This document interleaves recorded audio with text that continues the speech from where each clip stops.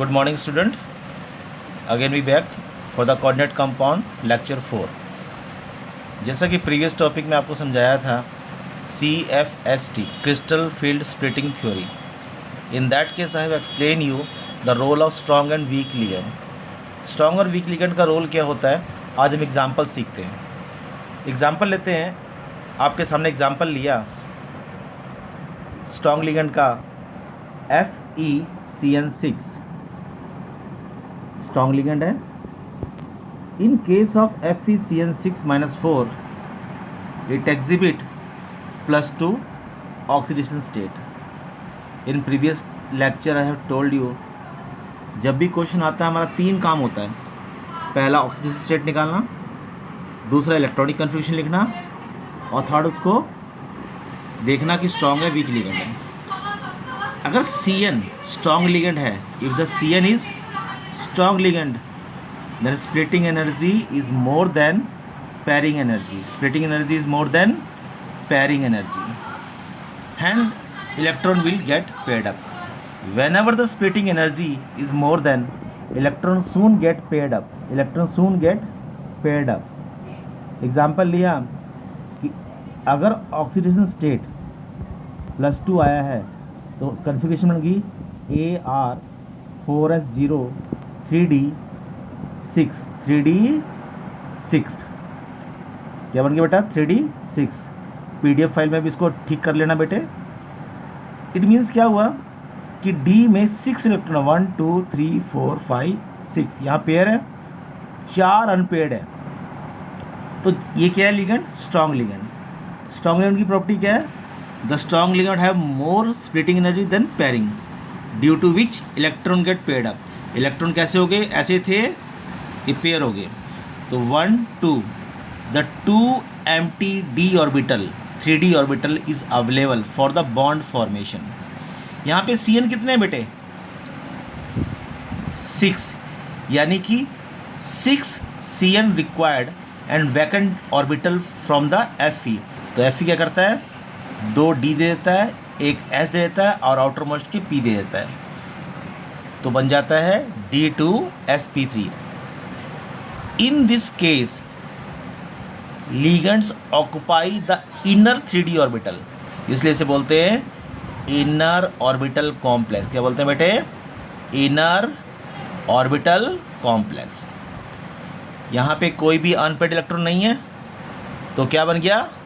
लो spin complex. क्या बन गया बेटा? लो स्पिन कॉम्प्लेक्स. नेक्स्ट लिया हमने वीक लिगेंड. हमने क्या लिया? Week ligand. वीक लिगेंड में क्या होता है कि स्प्लिटिंग एनर्जी जो होती है उस केस के अपोजिट होती है. यहाँ पे भी वही काम किया. First of all we find the oxidation state. निकाला, कितना निकला? +2. और फिर लिखा F is a weak ligand, splitting energy is less than pairing.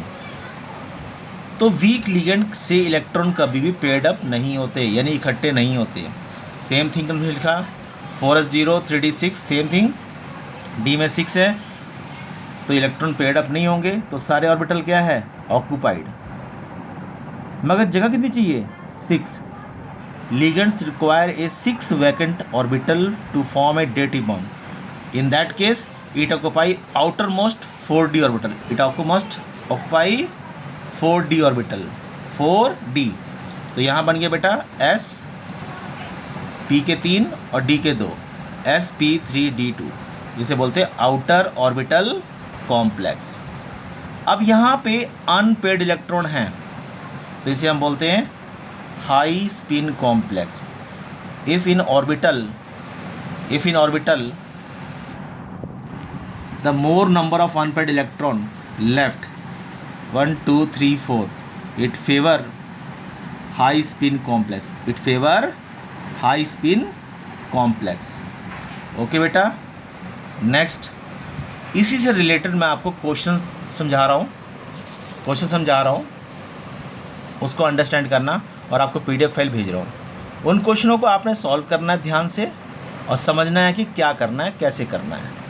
Same तरीके सभी ये फॉलो होंगे. अब यहाँ पे 2-4 पॉइंट नोट कर लो. The special thing you have to note down. मान लो बेटे मैं आपको वीक लिगेंड का केस ले रहा हूँ। क्या ले रहा हूँ? I am taking out the example of week ligand.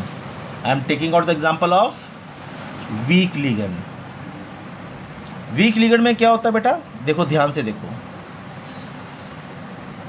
यहाँ पे अनपेड इलेक्ट्रॉन 4 हैं। जब अनपेड इलेक्ट्रॉन को तुम्हें दिख जाते होंगे तो याद रखना वो इसका मतलब होता है कलर्ड फुल। क्या होता है मतलब? Coloured full. अनपेड इलेक्ट्रॉन है तो क्या है वो?